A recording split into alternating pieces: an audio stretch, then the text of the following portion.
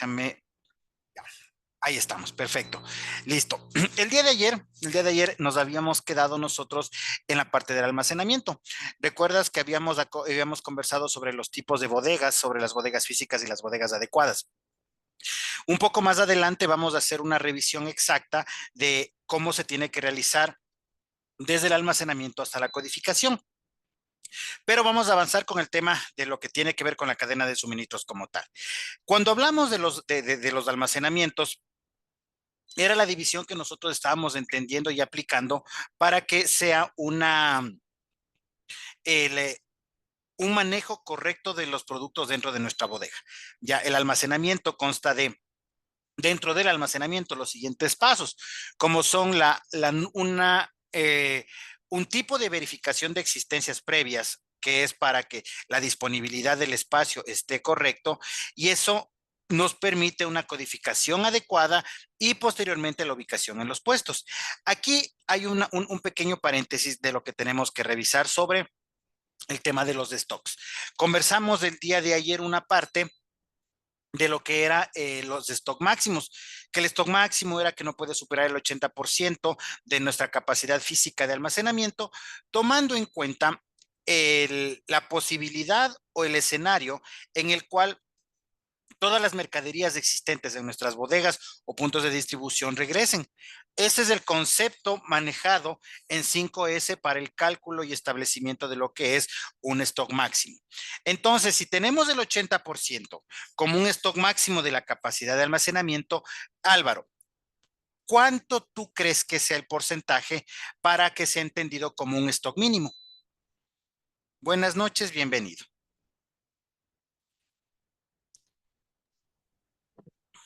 El stock mínimo,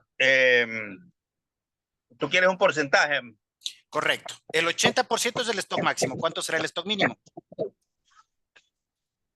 debe ser un 40%, Un 40. ¿Por qué crees que sea un 40? porque es un punto de equilibrio más o menos, ¿no? Entre el máximo de almacenamiento, que es 80, ¿no? Pienso que Ya, 90 más es la media, ¿no? ya, perfecto. Bueno, a ver, cuando hablamos del establecimiento de los stocks, entendemos que el stock mínimo, lo que nos establece la normativa, indica que no debe superar o que no debe ser ni mayor ni inferior, sino exactamente un valor aproximado al 20% de nuestra capacidad física máxima. ¿Por qué 20? Tomamos muy cierto el punto de vista de lo que nos acabas de decir, perdón, se me cayó el micrófono, de lo que nos acabas de decir, de que deberíamos mantener una media. Correcto, pero si es que nosotros hablamos del stock máximo al stock mínimo, debe haber un espacio entre los dos para que podamos entender un punto de lo que es el punto de reorden o el anticipo de pedidos. Por eso el stock máximo debe encontrarse relativamente distanciado del stock mínimo. ¿Por qué el 20%? Ya, bajo el criterio del 80 era para que en el caso de pueda regresar todo lo que tienes. El stock mínimo se entiende de que sea la capacidad de la bodega de poder continuar abasteciendo pedidos en los mínimos posibles, siempre y cuando tengamos una fecha aproximada una fecha aproximada de reingreso. ¿Qué es esto? ¿Por qué se calculó así el tema de la pandemia? Antes de la pandemia, una importación desde China, qué sé yo, se demoraba un mes, 2 meses, hasta 3 meses en llegar. Pero cuando fue el tema de la pandemia, las importaciones se retrasaron un montón, porque todo el mundo empezó a traer artículos de aseo, por decirlo así, o artículos farmacéuticos como de primera necesidad. Y hubo un tráfico enorme, se retrasaron compras, se retrasaron importaciones y se estableció que ese 20% te permita manejar o te permita abastecer o soportar algún tipo de pedidos emergentes que tú tengas, sabiendo una fecha aproximada de llegada. Ese es el stock mínimo, pero existen dos stock más. Seguramente han escuchado por ahí del stock de seguridad y el stock base. Ya, stock mínimo es el más abajo. El stock de seguridad, ¿qué será? ¿Será más arriba o más abajo? Y el de base, ¿qué significará? El stock de seguridad significa y se traduce en las cantidades existentes en tu bodega para que te permita abastecer un pedido. El stock mínimo era para que más o menos te puedas seguir entregando algo, anticipándote, conversando con tus proveedores, con tus clientes, diciendo que te va a llegar ya la mercadería. Más o menos en esa, en ese círculo es lo que se mueve un stock mínimo. Pero un stock de seguridad no. Es mucho más abajo. Más o menos se establece o se entiende que debe rondar el 10% de tus existencias, que te permita abastecer un pedido. ¿Cuál? No tengo idea. La prioridad la da la empresa, la dan ustedes, la da el área de ventas, pero es abastecer un pedido, ¿ya? Y el más bajo, el stock base. El stock base se entiende como la razón para justificar el trabajo de las personas de la bodega, ¿ya? ¿Qué es esto? El tener un artículo dentro de la misma, ¿ya? No podemos abastecer un pedido porque no hay. No podemos abastecer muchos pedidos mínimos porque obviamente tampoco. O sea, lo más abajo, lo mínimo que hay es que tu bodega se pueda mantener con algo. ¿Para qué? Para de cierto modo justificar la existencia o justificar el trabajo y la presencia de las personas en la bodega. Este es muy raro que ocurra. ¿Por qué? Porque este estrictamente se lo enfoca del tema de liquidaciones. Ya, ¿qué es esto del tema de liquidaciones? Muchas empresas llegan al punto de quiebre o al punto de declararse en bancarrota, de insolventes y tienen que hacer algo. Ese uno es el destinado técnica y legalmente para que sea enfocado a poder realizar los pagos y las cancelaciones y liquidaciones de los trabajadores. Es muy raro que ocurra, pero ese es el concepto. Me preguntaban el día lunes, Pedro, justo lastimosamente no se encuentra, pero seguramente le va a llegar la clase, de que cuál es el punto de reorden o cuál es el punto de anticipo de pedidos. Es la media que dijiste, Álvaro. Ya, necesitamos una media para nosotros saber en qué punto nuestra bodega está moviéndose normalmente. Tenemos para entregar, no tenemos problemas al momento de los nuevos de los nuevos arribos de importaciones, de cambios de giros de negocio, cualquier elemento que se entienda ahí. Y el punto del reorden es, de cierto modo, anticiparnos en el criterio de que cuando nosotros podríamos tener un reabastecimiento completo. Ya, si es que 8 de 1 al 10, si es que 8 es mi bodega sana y llena, cuando yo esté en un 5, en un 6, ya puedo empezar a hacer el tema de las alertas de pedidos. Nosotros, por lo general, el área de bodega no realiza el pedido, pero nosotros sí damos las alertas. ¿Las alertas de qué? A las áreas relacionadas, al área de compras. Nosotros estamos informando que el stock de nuestros televisores de 43 pulgadas se está a punto de agotarse. ¿Por qué? Porque teníamos 100 y estamos en 60. Pero es que todavía tiene 60. Sí, yo sé que tenemos 60, pero estoy anticipando. Ya, ese es el tema post pandemia de cómo se maneja y cómo se entiende los cálculos de los stock máximos y mínimos, porque aplicar criterios de fórmulas, criterios de históricos, ya no se convirtieron en funcionales, porque nos va a dar inconvenientes. Muchas personas se acostumbraron a manejar a través de criterios netamente contables y estadísticos, índices y cálculos. Ya, ¿cómo se acaba una media? Fácil, coges una determinada fecha, te vuelves 3 periodos, divides para 3, sumas el porcentaje de inflación y ya está. Ya, pero nos debemos dar cuenta que el 2020 no funcionamos por la pandemia y el 2021 era una reactivación. Entonces, si queremos trabajar con eso, 2022, 2023, 2024, recién mediados del 2025 podríamos volver a hacer esos cálculos. Y por eso, Toyota implementó una aplicación de criterio de las personas relacionadas con el tema del manejo de la bodega como tal. Ahora pasamos a los controles. Ya, ¿qué tipos de controles hay? Cuando hablamos de controles, Álvaro, ¿a qué crees que nos referimos? Estamos ya en tema de la cadena de suministros, pero necesito que me ayudes a controlar esta bodega. ¿Qué crees que te pido o cuál sería tu solución cuando te digo que me ayudes para aplicar controles en el manejo de la bodega?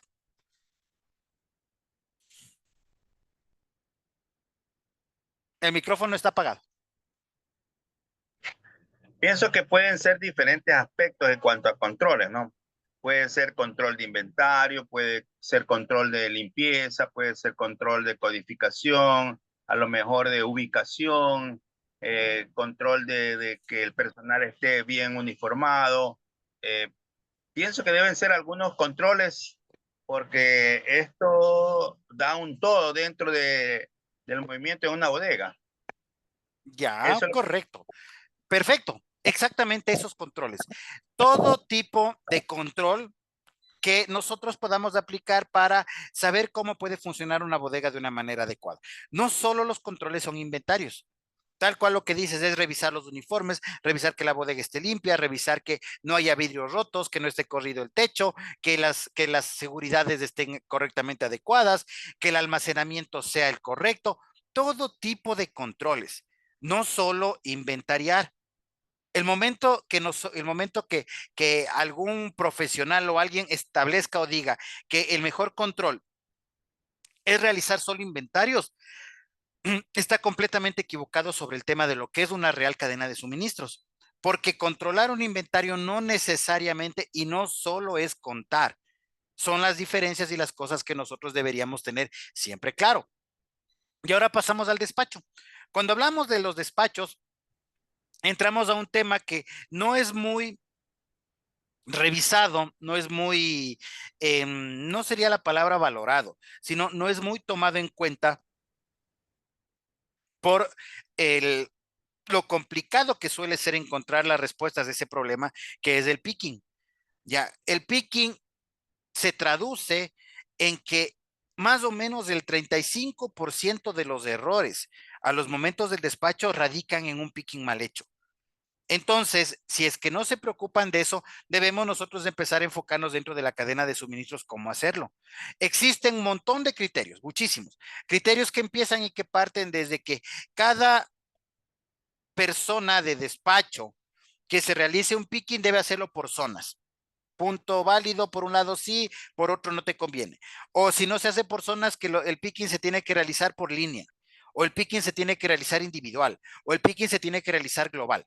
O sea, hay un montón de puntos de vista sobre los cuales no nos damos cuenta del error central de lo que es manejar un picking de una manera correcta. ¿El picking qué es?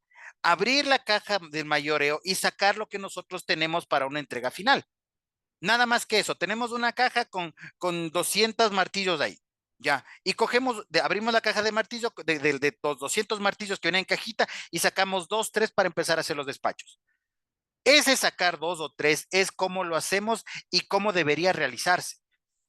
Siempre se tiene que registrar en una tarjeta, siempre se tiene que registrar el movimiento a través de las listas de movimientos de los artículos y llevar en listas parciales para que al momento de realizar el despacho final no nos topemos o no tengamos inconvenientes para que el picking sea entendido que está bien, por una parte.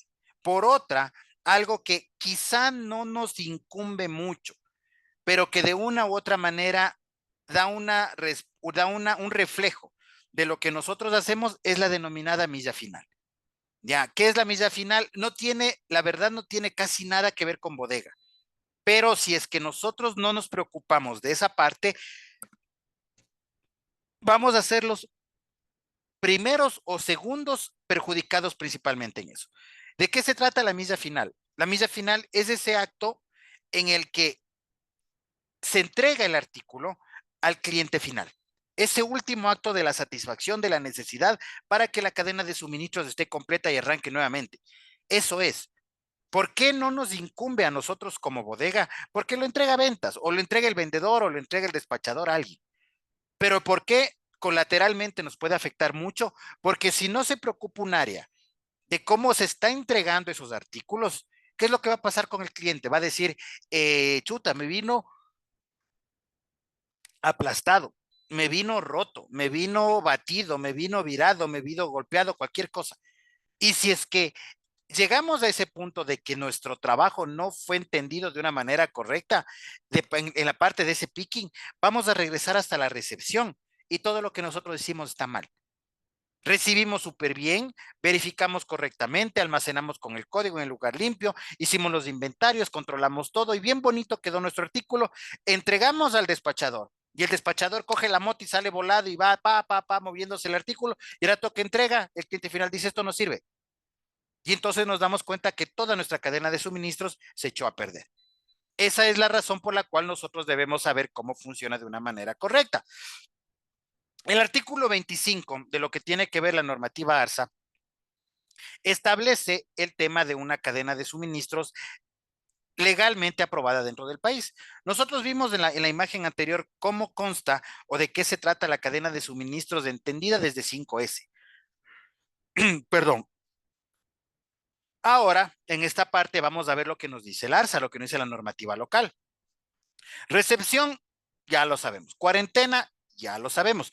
Productos aprobados, también lo sabemos. ¿Por qué pasa de cuarentena a productos aprobados? Por lo mismo que hablaba ayer del ejemplo de los jarabes. Si es que me están llegando unos jarabes de un sabor y si solicito otro, si es que tengo la autorización, empezamos a continuar con esta cadena de suministros que es normada aquí dentro del país. Hablamos del tema FEFO. El tema FEFO, que es la administración de lotes, que es lo que nos dice. Medicamentos que contienen sustancias estupefacientes y psicotrópicas, todo lo que tenga que ver, bueno, aquí dice medicamentos, pero lo que tenga que ver con contacto humano, todo, alimentos, medicinas, incluso cierto tipo de bienes suntuarios, todo lo que tenga que ver con relación o con uso personal, uso humano, debemos manejar otro tipo de cadena de suministro, que es la que estamos viendo en este momento. Cámaras frías o cuartos fríos para productos que requieren almacenamiento de condiciones especiales de temperatura y humedad. Obviamente, en este punto se basa nuestra información y nuestra decisión en lo que nos indique nuestro profesional a cargo. De lo que hablábamos de los requisitos de que la empresa funcione, hablábamos del bioquímico o del farmacéutico. Materiales inflamables, productos radioactivos, citotóxicos, explosivos y otros similares. En esta parte, como vemos, no tiene que ver con el uso humano, ya, pero sí con cierta normativa que dentro del país debemos usar. Todos. Ya, hay artículos que por su naturaleza, por su peligrosidad y por su uso o por su mal uso, debe tener usos o debe tener destinos muy puntuales en los manejos que tiene que haber. Dentro de la normativa del ARSA hay un capítulo casi entero de lo que habla ahora algo que no conocemos cómo funciona, pero está muy usado por cualquier persona ahora, que es el tema de explosivos y de armas. Ya, ¿qué es lo que tenemos que hacer? ¿Cómo tú crees, Álvaro? ¿Cómo crees, cómo se te ocurriría a ti que debemos almacenar o que debemos transportar y almacenar explosivos normales? ¿Cómo Eh, crees tú que se debería hacer eso? bueno, es realmente de alto riesgo, ¿no? Mover ese tipo de artículos, ¿no?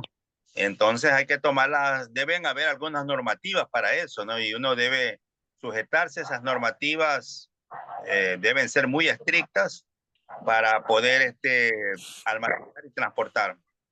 Muy Ya, delicado el asunto, muy delicado el tema y deben tomarse todas las medidas y precauciones para poder manipular este tipo de elementos.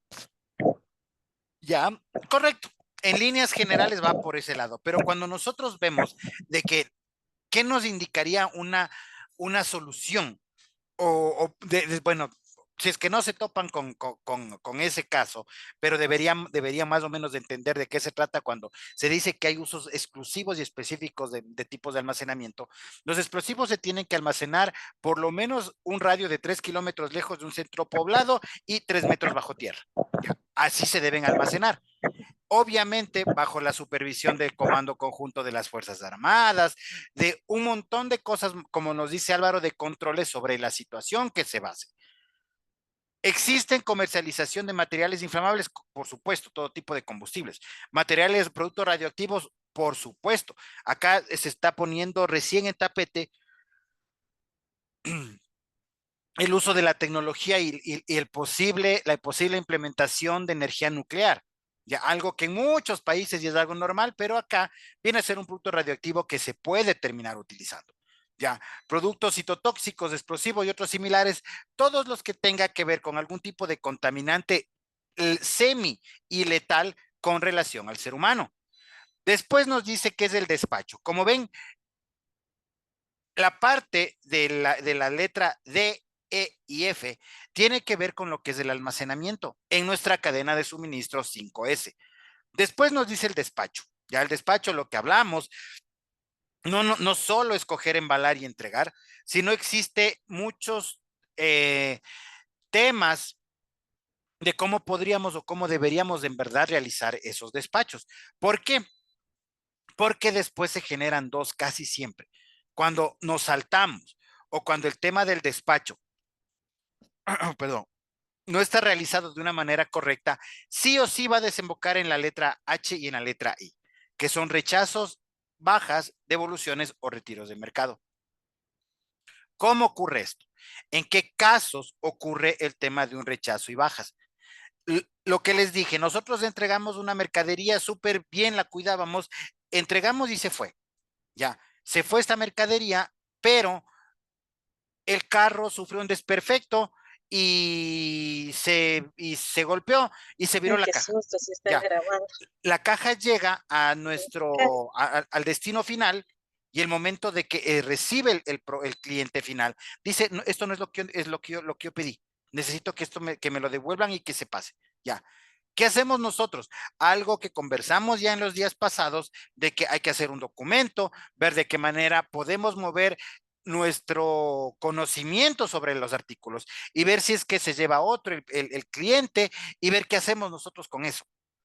Si es que podemos enviarlo a garantía del proveedor original, si es que podemos repararlo, si es que podemos hacer algo. ¿Algún Ese seguro?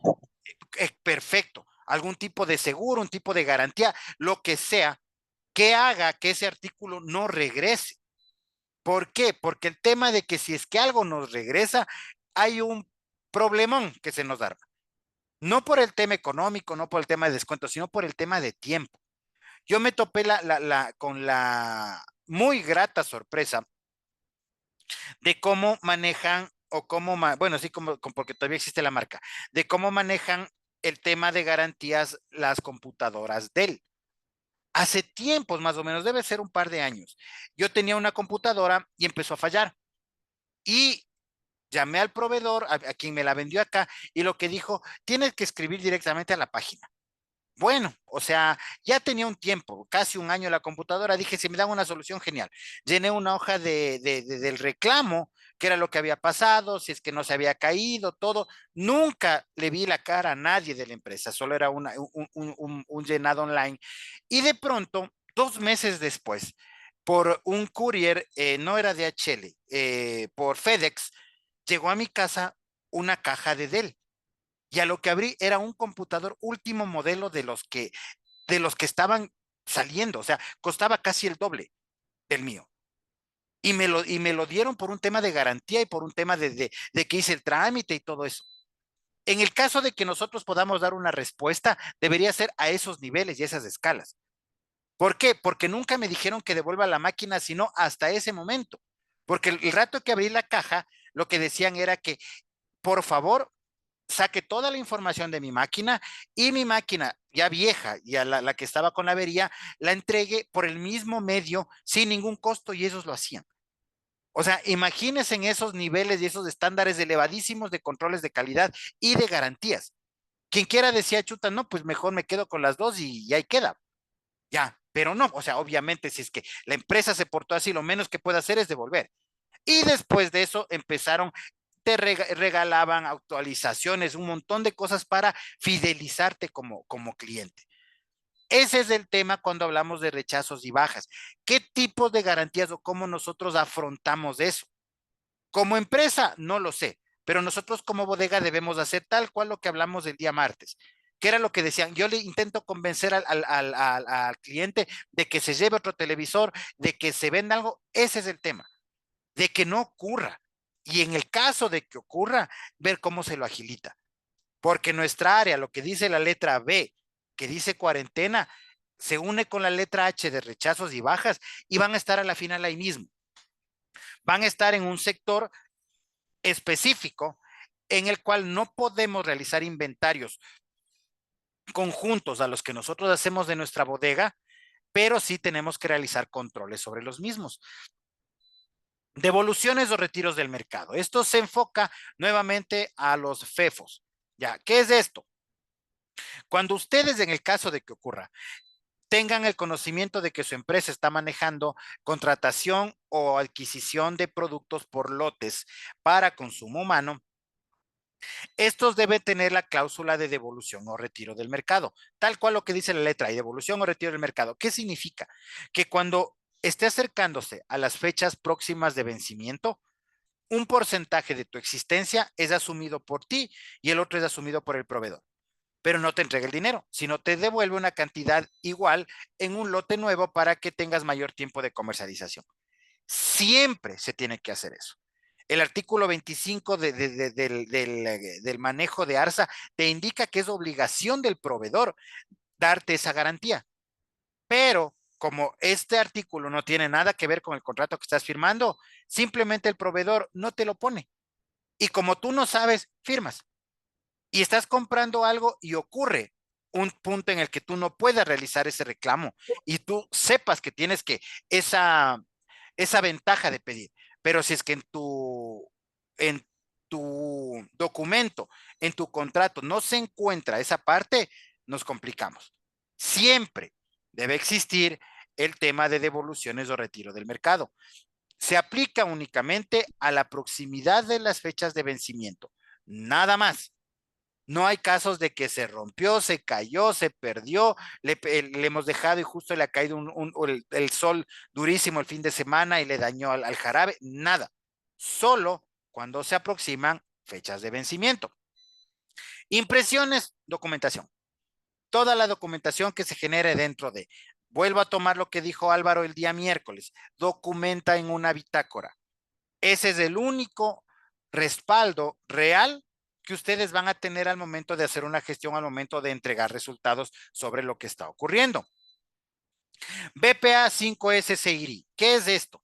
Cuando hablamos de cómo debemos manejar o qué debemos nosotros tener dentro de nuestras instalaciones, por decirlo así, para que funcione de una manera correcta, es esto.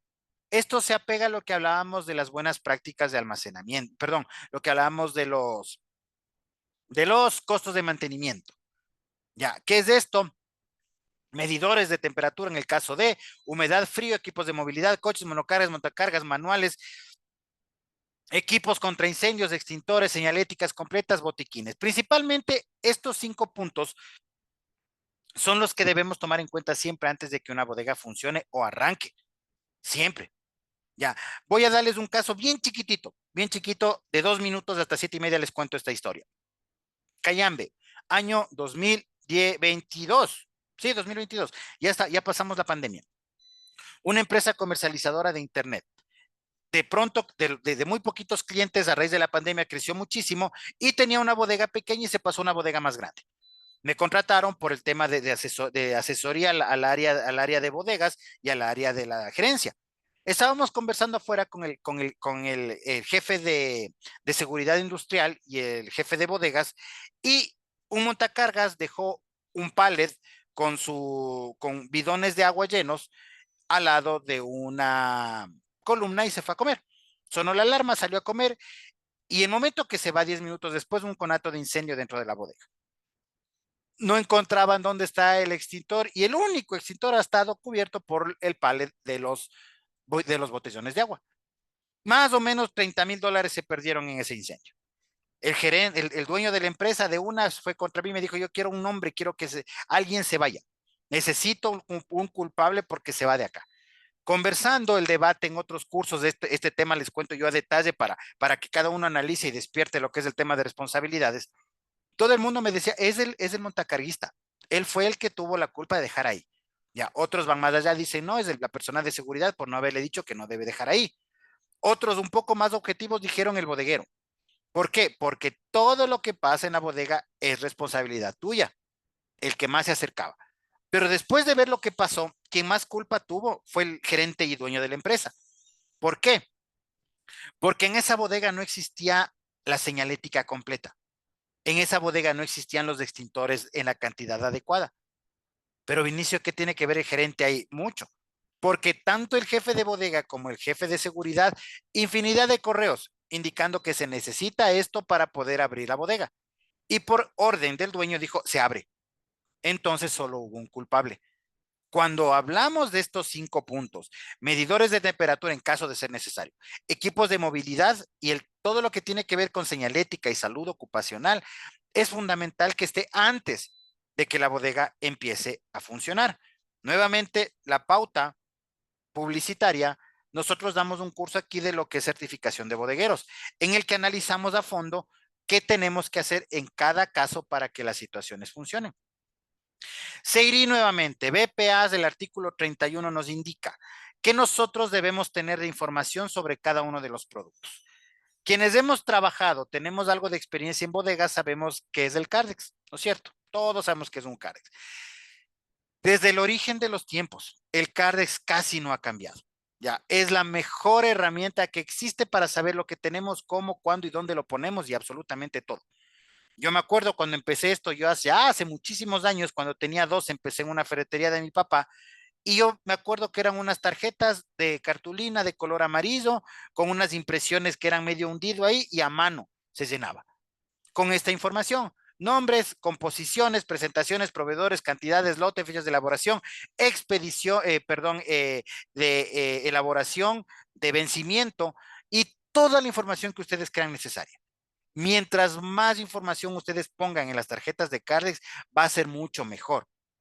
¿Por qué? Porque cuando te ocurra una auditoría, va a ser más fácil encontrar qué es lo que está, dónde está y cómo funciona. La normativa ARSA, como dice aquí en el artículo 31, te indica que principalmente los datos que se encuentran en esta imagen son los que deberíamos tener en todo. Como les digo, pueden poner más, pueden poner movimientos, pueden poner procedencias, importación, compra local, lo que ustedes quieran. Pero ¿por qué nos pide que pongamos esto? Para tener organizado, para tener clasificado, para saber qué depende o qué se suma a determinada línea cuando hacemos inventarios completos. Ese es el funcionamiento del CARDEX, que a través de la historia no ha cambiado y dudo que lo haga. Tipos de bodega, BP, buenas prácticas y 5S. Ayer conversamos sobre esto. Existen 2, por gestión administrativa, y estos 2 tipos es por su naturaleza física. Por 3 puntos, así rapidito sin ver sus apuntes. ¿Quién me dice cuáles son los 2 tipos de bodega? ¿Guillermo o Álvaro? Ya mismo A se ver, acercan ya, Álvaro, dale. sí, los dos tipos son la que es construida, la que es Ya, diseñada para hacer bodega, y la otra es la imprevista, la que la haces en la sala porque es una cuestión de emergencia y no tiene ningún tipo de orden. correcto. Bodegas adecuadas y bodegas construidas. ¿Por qué? Nuevamente, por el tipo de administración del inventario que nosotros tenemos. Cuando hablamos de los almacenamientos, es súper importante que nosotros veamos cómo vamos a trabajar. El día de mañana, que es el último día del curso, si es que alcanzamos, voy a darles de parte parte de la consultora y de parte mía el tema de las auditorías dentro de las bodegas. Ya, justo hoy estaba viendo el temario, no se encuentra, pero si es que alcanzamos, les voy a dar de cómo ustedes tienen que prepararse para un inventario. Cómo es el proceso desde que te mandan desde que te mandan el requerimiento hasta poder realizar el inventario inicial del proceso siguiente, del año siguiente, perdón. Entonces, cuando hablamos de las bodegas adecuadas, que es la que nos dice Álvaro, esa que no es bodega, que es un baño, que simplemente quitaron la taza, quitaron el lavamanos, el medio le encementaron ahí y ahí vamos a funcionar con nuestra bodega. Es el tipo de almacenamiento caótico. Esto sí, por favor, apréndasen que esto les va a servir cuando en el caso de inspecciones principalmente, en el caso de auditorías, pero sobre todo para que les ayude de cómo llevar un inventario correcto. ¿Qué es el almacenamiento caótico? Que tú pones tus artículos en donde tengas espacio. Punto. Donde tengo espacio, pongo. Es que no necesariamente vas a poner todos los televisores ahí mismo, porque solo tienes de bodega el baño. Pero como llegaron los televisores son grandotes, tienes que ponerlos en la cocina. Y vas a hacer un inventario y vas a decir, tengo un televisor en el baño y 5 en la cocina, y total 6. Perfecto. Identificar siempre qué tipo de almacenamiento estás teniendo para que quien te esté realizando la revisión o por último, quien te esté ayudando sepa que no todo va a estar ahí mismo. La principal característica y el principal requisito del almacenamiento de tipo caótico es que siempre debes poner la codificación en el artículo.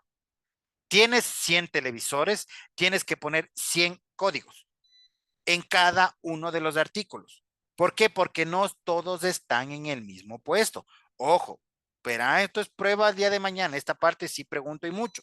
Las bodegas construidas es el almacenamiento tipo ubicación específica. Ya, ¿qué es? Como tienes estanterías, tienes racks, tienes alas, tienes cuartos fríos, cosas muy grandes donde almacenas. El tema de la identificación ya no es tan necesario que sea en cada uno de los artículos. Si es que quieres, no hay problema. Pero si es que debes poner el nombre y el código en la ubicación.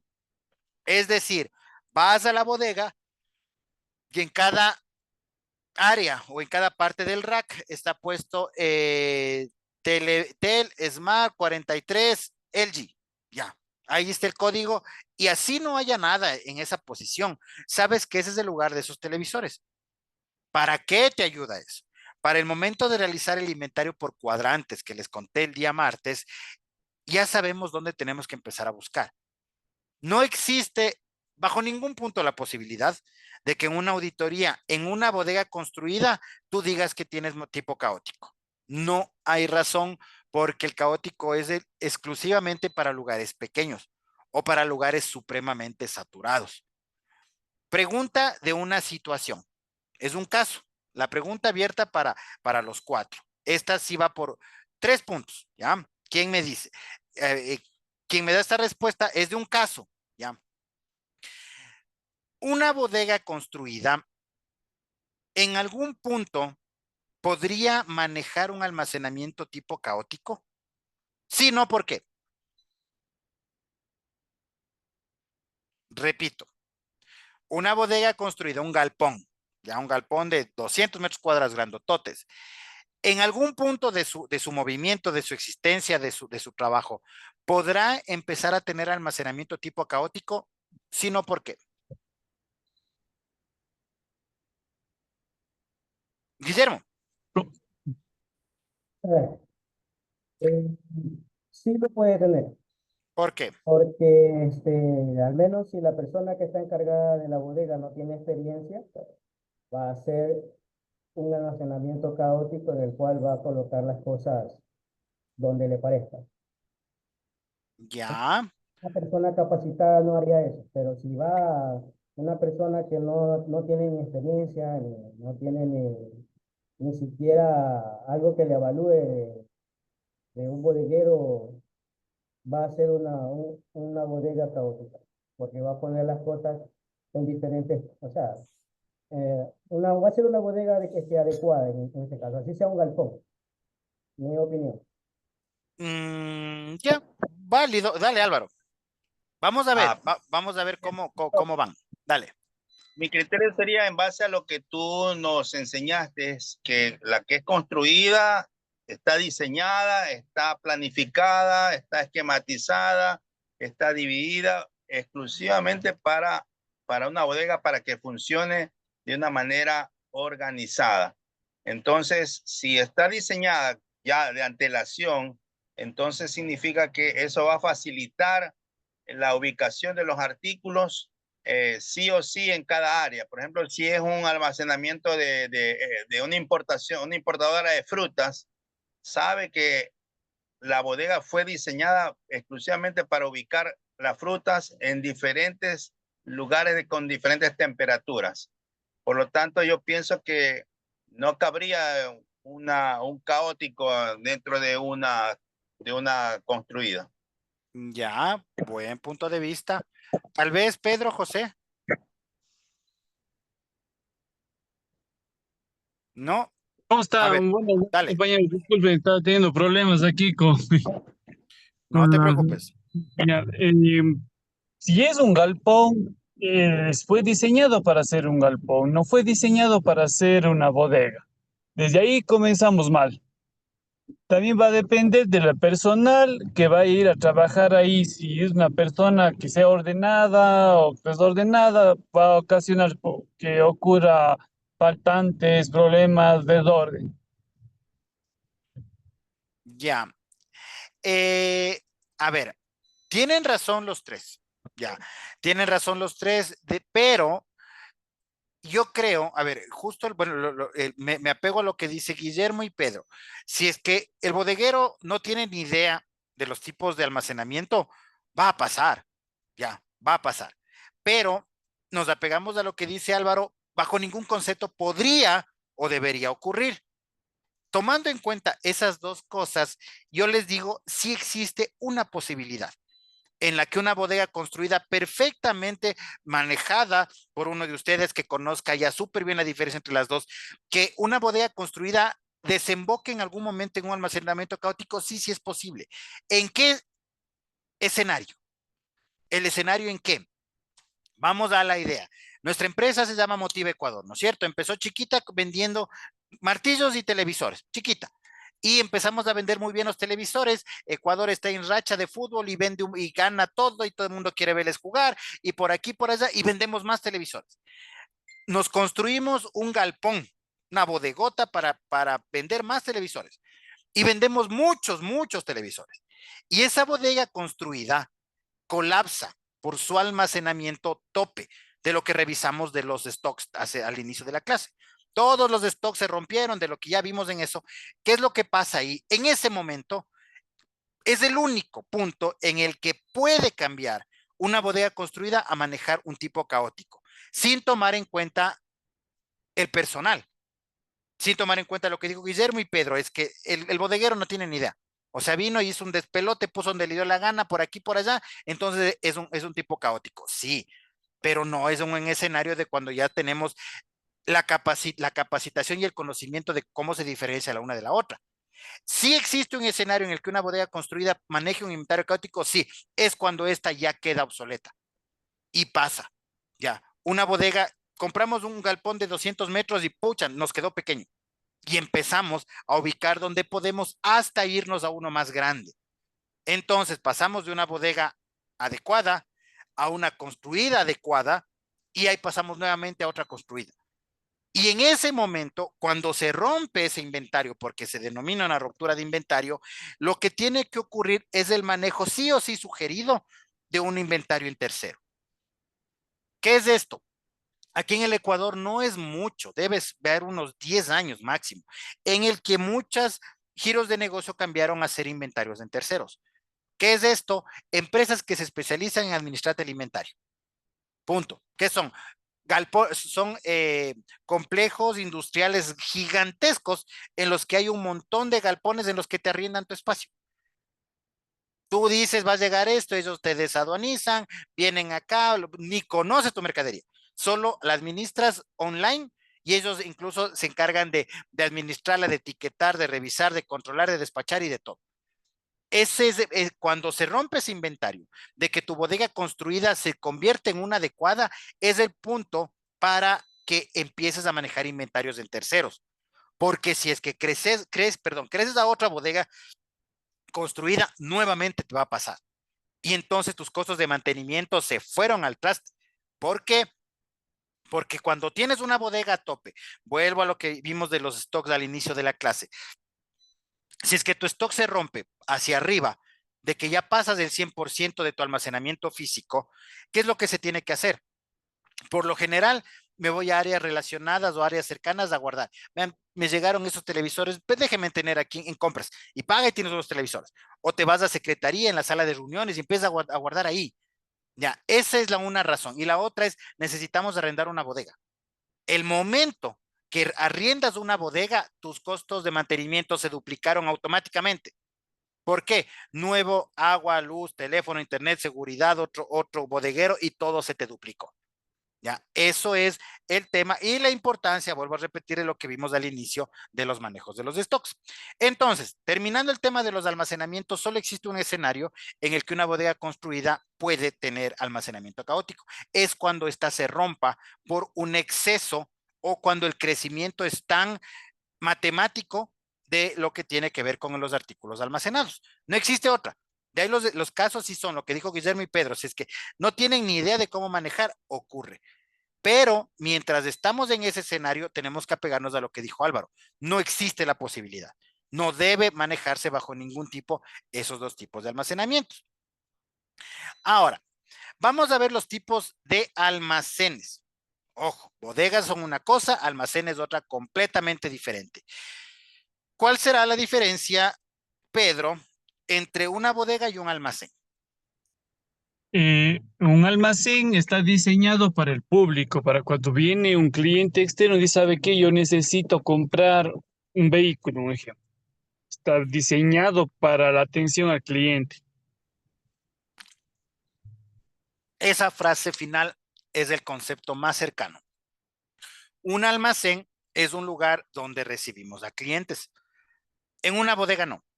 Una bodega, estrictamente el uso, el manejo y el conocimiento es del personal que trabaja dentro de la empresa. Entonces, Exactamente. cuando hablamos de los almacenes, la principal son estos 5. Ya, vamos a revisar así rápido, bueno, ni tan rápido porque justo con esto terminamos la clase ya. Cuando hablamos de estos tipos 5 de almacenes, de estos 5 tipos de almacenes, vamos a ver cómo los entendemos y cómo los interpretamos. ¿Para qué? Para que al momento de hacer un inventario no nos pase el caso que yo les dije antes de ayer, de que, Pedro, ¿cuántos televisores tenemos? 20. Por favor, transfiere 10 a la bodega de Guillermo. No, es que no puedo porque la mitad tengo en exhibición. Para evitarnos de eso, debemos saber qué tipo de almacén nosotros manejamos. Bodegas, sí, todos sabemos lo que es una bodega, un lugar donde almacenamos artículos para administrar. Punto. Pueden revisar 1,000,000 de conceptos larguísimos, de hojas y hojas de cualquier autor o personas que tengan conocimiento en bodegas. Ya, pero no, una bodega es tan sencilla, el concepto es tan pequeño como es un lugar para almacenar y controlar artículos. Nada más. Esos son las bodegas. Ahora un almacén tienen otros significados. ¿Qué será o qué entiendes, Álvaro, por almacén en tránsito? Tú piénsale, Guillermo, el de distribución, Pedro, el de aprovisionamiento. Álvaro, Almacén, de tránsito, tránsito. de tránsito. Por ejemplo, puede ser en una feria grande, internacional, qué sé yo, donde se exponen y a la vez se reciben clientes y se pone cualquier tipo de mercadería, pueden ser alimentos, vehículos, qué sé yo. Entonces es provisional, es por algún evento, no es permanente. Entonces podría ser un almacén tránsito ese, ¿no? Tiene el propósito de atender clientes, pero no es permanente. Exactamente, correcto. El almacén en tránsito es un almacén que no es permanente, que es por cualquier eventualidad, este tiene que ser abierto. No es un almacén fijo, pero aquí sale la pregunta de que cuánto tiempo será. Ya, es lo mismo que en las devoluciones de conceptos que seguramente han escuchado lo que son los manejos de cross-docking, es cómo entender o en qué punto un almacén de tránsito se convierte en un almacén sólido o en un almacén fijo. Ya, ¿cuánto es el tiempo? El tiempo máximo para que un almacén de tránsito siga siendo considerado de tránsito es de 1 mes. No es más, es que pasa el día 31, se convierte en un almacén fijo o un almacén sólido. No está dentro de esto porque se supone que un almacén es algo que ya cotidianamente se dedica a la atención al cliente. Cualquier tiempo de duración menos de ese es considerado un almacén en tránsito. Muchas gracias, Álvaro. Guillermo, un almacén de distribución. Bueno, pues el almacén de distribución puede ser es un almacén donde básicamente van los clientes a encontrarse los artículos También estos almacenes de distribución tienen que estar lo más cerca posible para que un cliente pueda llegar. Más o Mm, menos la idea. ya. Sí, Digamos que, pero no. digamos, por ejemplo, pongo el ejemplo de La Ganga. La Ganga tiene, si es posible, cada 2 cuadras un almacén. Ya. Distribuye artículos. Entonces, el cliente tiene la opción de encontrar el más cercano. Ya. O Eso sea, es retail. Sí, sí, te entiendo, te entiendo. Pero esa parte es retail. Cuando hablamos de un almacén de distribución, el concepto es un poco diferente. Ya, un almacén de distribución es en el cual nosotros tenemos un lugar que viene a transformarse de cierta manera en un, comparto con lo que tú dices, un lugar donde visitan clientes, pero a su vez de ese almacén distribuimos a otros puntos. Es un almacén grande, pero no tanto para hacer una bodega y no tan pequeño para hacer uno de tránsito o uno fijo. Es un punto, es un centro de distribución, ya. Es un centro de distribución donde pueden venir a comprar, pero a su vez me sirve para alimentar al resto de almacenes. Guillermo. o sea, en este caso, un almacén de distribución podría ser en la matriz. Perfecto, exactamente, correcto. Correcto, correcto, correcto, ya. O sea, nosotros somos almacén de tecnología.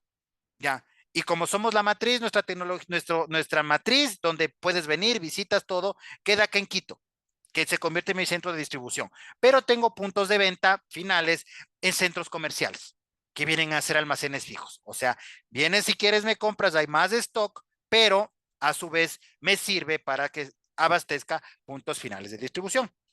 Esos son. Pedro, almacén de aprovisionamiento o de producción. Hace referencia a un almacén donde va a encontrar un elemento en específico que necesita para armar o completar un objeto, en fin. Ya, exacto. Un almacén de aprovisionamiento es un lugar donde nosotros almacenamos líneas de producción parciales. Ya, ¿guardamos ahí televisores? No. ¿Por qué? Porque los televisores deben estar en el almacén de distribución. En el almacén de aprovisionamiento están las televisiones antes de que lleguen las cajas. Ya, es un lugar donde nosotros, donde almacenamos artículos que van a empezar o van a estar en un proceso de cambio y de transformación. Perfecto, muy bien, Pedro, gracias. Nuevamente, Álvaro, ¿qué será un almacén de recolección?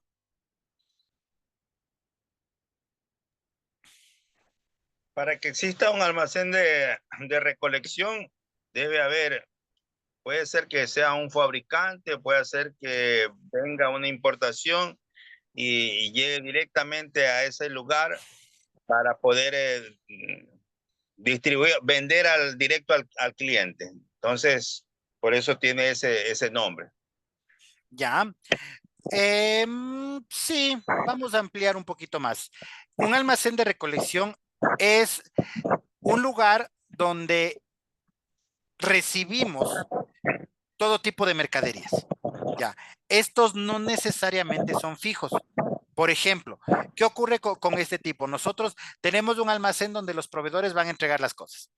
Desde ahí se distribuyen ya sea a nuestros almacenes de aprovisionamiento, a nuestros almacenes de distribución, incluso a nuestros almacenes de tránsito. Ya, un almacén de recolección es un lugar, es un centro de acopio mucho más grande, el cual no genera producción, el cual solo genera recepción, no fabrica. No guardamos ni materias primas, ni procesos, ni mucho menos terminados. Netamente recolectamos compras o adquisiciones. Ahora, almacén de consolidación, Guillermo, ¿qué será?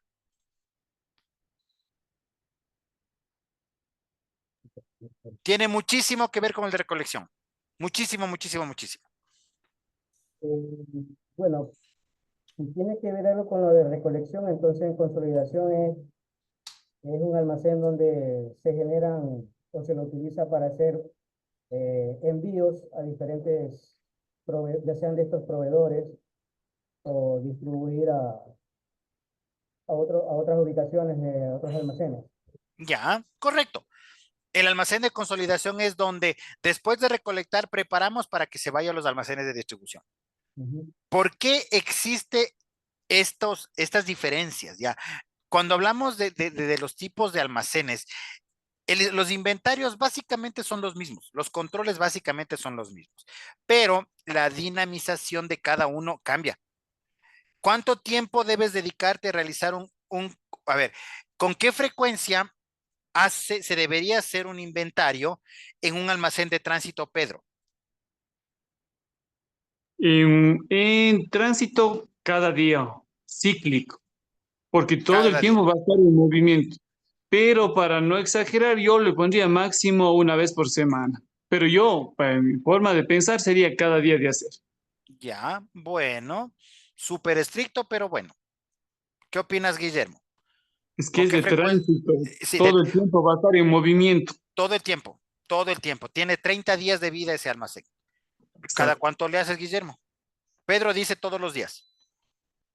Eh, es que si le vamos a hacer todos los días, hay que ver también si tenemos el tiempo para hacerlo. Porque si vamos a estar trabajando,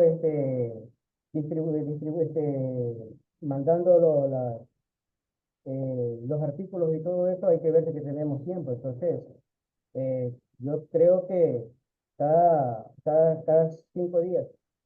Ya. Álvaro, Yo creo que como se mencionaba en la norma, eh, yo creo que debería ser máximo 2 cada 15 días, ¿no? A la ya. 15 final. Perfecto. Por No, costos, ¿no? no, está bien. A ver, válidos sus criterios. Ya, por tema tiempo, Guillermo lo haría una vez o dos veces. Por temas controles, Pedro lo hace todos los días. Pedro, ¿El por qué lo haría todos los días? Por ejemplo, despaché 10 televisores. Al siguiente día, al hacer el inventario diario, puedo contar, puedo verificar si realmente despaché los 10 o puede ser que despaché más o puede ser que despaché menos. Y hacer una de almacén de tránsito, voy a llevar un mejor registro al hacer así el inventario. Es por eso que dije diario. no, está bien. Quería O sea, aclarar. no, termina. Sí, eso quería aclarar nada Ya, más. no, está súper bien, ya, perfecto, y comparto completamente eso. Pero ahí, Guillermo, Bueno, no sé, pero no tengo la misma idea de él, porque, o sea, todo lo que va a salir de ese almacén lo vamos a tener bitácorado. Va a estar en una bitácora que salió y todo eso. Entonces, esa bitácora nos va a ayudar a hacer el inventario, ya, ¿ya? a ver, bueno, nuevamente, súper válidos los dos puntos, muy válidos, pero yo me voy a lo que acaba de decir Guillermo. Acuérdense, por favor, hagan un poquito de memoria el día lunes, al final de la clase, yo les dije, lo último que nosotros hacemos de control es contar. Ya, ¿por qué? Porque los artículos de más alta rotación se controlan a sí mismos. ¿Por qué se controlan a sí mismos? Lo que te llegó menos lo que vendiste, restas y cuentas la diferencia. O sea, no estoy contando al inicio. Perfecto lo que dice Pedro. Muy bien, yo soy súper estricto y quiero revisar todo. Está bien, ya, pero nos apegamos a la normativa. ¿Qué te dice? Un almacén en tránsito, perdón, un almacén en tránsito se tiene que controlar 2 veces, al inicio y al final. Porque al inicio, ¿cuántos televisores te dejo? 10, 10, 10, 10, 10, 10, 10 de cada modelo. Ya, se acabaron los 10. Yo entiendo, me voy por la lógica de Pedro. Ya, me voy por el lado porque también tiene razón. Yo no sé cuántos vendí en cada día. ¿Para qué? Para lo que hablamos de los reaprovisionamientos al momento de los stocks, ver en qué punto yo digo, ya no tengo 10, tengo solo 5, mándenme en otros 5 para que ese mes que dura el almacén en tránsito esté completamente abastecido. Va por ese lado, entiendo que fue por ese lado, Pedro, y está bien. Pero si es que nos regimos a lo que nos indica la norma de controles de almacenes de tránsito es cuando empieza a funcionar y cuando éste cierra. Entonces, lo que dijo Guillermo, reviso todo lo que entregué, facturas, entregué, recibir, me quedan 2, 1, 2, cuadro. Así se tiene que hacer. ¿Alguna pregunta? ¿No? ¿Nadie? Perfecto. Bueno, les agradezco muchísimo. hubo cambios de horarios del tema de la luz. Mañana me cortan a mí desde las 8. Qué pena. Pero les veo el día de mañana. Ya les veo el día de mañana, por favor, puntuales. Estamos súper bien con el tiempo y sí creo que voy a alcanzar a darles el tema de cómo hacer una auditoría y de cómo enfrentarnos ante las revisiones de los inventarios generales. Una buena noche, que descansen y nos vemos el día de mañana. Hasta mañana. Gracias. Hasta mañana. Chao, que descansen.